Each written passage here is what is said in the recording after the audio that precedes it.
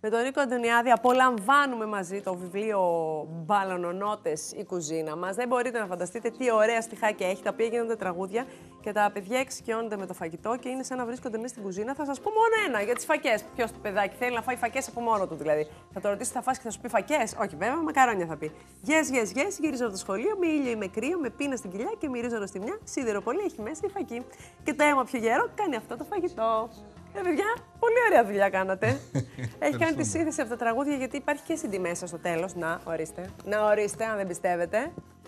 Και τους στίχους όμως έχει γράψει η Βίκη Μπεκιάρη και ο Γιάννης Φωτάκης και ο Νίκος που τον έχω εδώ έχει γράψει τη μουσική, έχει κάνει την ενορχήστρωση, καφέδες κτλ.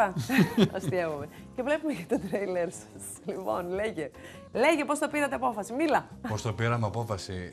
Η ιδέα ήρθε στην πράξη. Δηλαδή, ήμασταν στα ανήψια της Βίκης Μπεκιάρη της του Χουργού. Που δεν θέλουν να φάνε φακές. Ναι. Συγκεκριμένη η ανεψιά της δεν έτρωγε ντομάτα και μπροστά της είχε αγκουροντομάτα. Καλοκαίρι, τώρα στο Πλατανόνα. Ναι. Εγώ που πάμε την κιθάρα πηγαίνω. Η Βίκη μου γράφει στίχους συνέχεια για άλλα τραγούδια. Και εκεί που ξεμείναμε από στίχο, αρχίζει η Βίκη και τραγουδάει ντομάτα, πατάτα, ντομάτα, πατάτα. Η Κατερινούλα άρχισε να τρώει ντομάτα. Είδες τι ωραία το φαγητό, άμα το συνδέσεις με την πραγματικότητα. Ναι, εκεί γεννήθηκε η ιδέα, ξεκινήσαμε την έρευνα.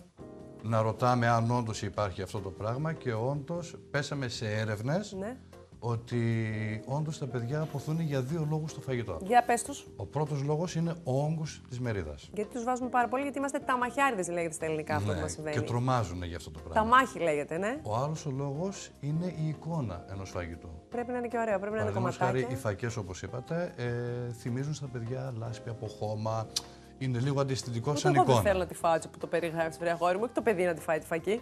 Εντάξει, εγώ τρελαίνομαι για την ελληνική παραδοσιακή μου συνταγή, τρελαίνομαι.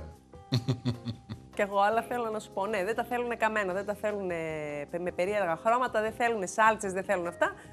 Έχουμε όμως μπαλονονότες. Να μοιάζουν όλα με μακαρόνια, μα θα ήταν καλό. Τα μακαρόνια μεγάλη. Και το αγκούρι επίσης τρώγεται πολύ. Αγκούρι μακαρόνια τρώνε όλη μέρα. Μετά την κουζίνα μας υπάρχει σειρά με βιβλία. Έχουμε άλλα 3 ίδια τεύχη με την συγγενική θεματολογία και από εκεί πέρα υπάρχουν άλλα 5 τα οποία είναι πάλι εξίσου παιδαγωγικά. Τύπου. Δηλαδή αυτό είναι τώρα, δεν είναι παιδικό, είναι παιδαγωγικό. Έχει να κάνει με ενίσχυση επικοινωνίας οικογένειας, γιατί η φωνητική ενορχήστρωση είναι συγκεκριμένη. Ο μπαμπάς έχει τα λογάκια του, η μαμά έχει τα λογάκια της, ο γιος και η κόρη. Δεν είναι βάζω το CD και πάω εγώ να μιλήσω στο Facebook, να το πω έτσι. Άρα πρέπει να συμμετέχουμε όλοι. Είναι συμμετοχή. Είναι μουσική παιδί γιατί 14 διαφορετικά είδη μουσικής. Από Ελλάδα και εξωτερικό. Λογοθεραπευτικές ιδιότητες.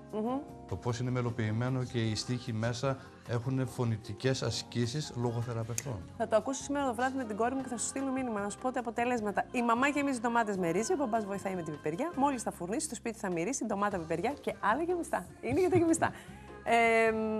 Άρα αυτό το διάστημα είναι αυτό το project σας. Αυτό είναι το project. Έχει εδώ και 2 εβδομάδες που κυκλοφορήσαμε επίσημα. Μπράβο σας. Για αρχή μπορεί να το προθευτεί ο κόσμος διαδικτυακά στη σελίδα από τον εκδοτικό μας οίκο chesshop.gr ή τηλεφωνικά στο 2312-200-124. Και έχουμε και δωράκι λόγω εορτών, ένα μουσικό όργανο. Στον κόσμο που θα πάρει. Ναι. Μην είναι κανένα πιάνα και δεν μπορώ να το κουβαλήσω. Όχι, είναι μια μελόντικα. Είναι μια μελόντικα, χρωματιστό όργανο, χαρούμενο. Ελάτε λίγο να το πάρετε στην Αθήνα. Ελάτε να το πάρετε το πιάνο. Ευχαριστώ πολύ που ήρθες. Εγώ σας ευχαριστώ.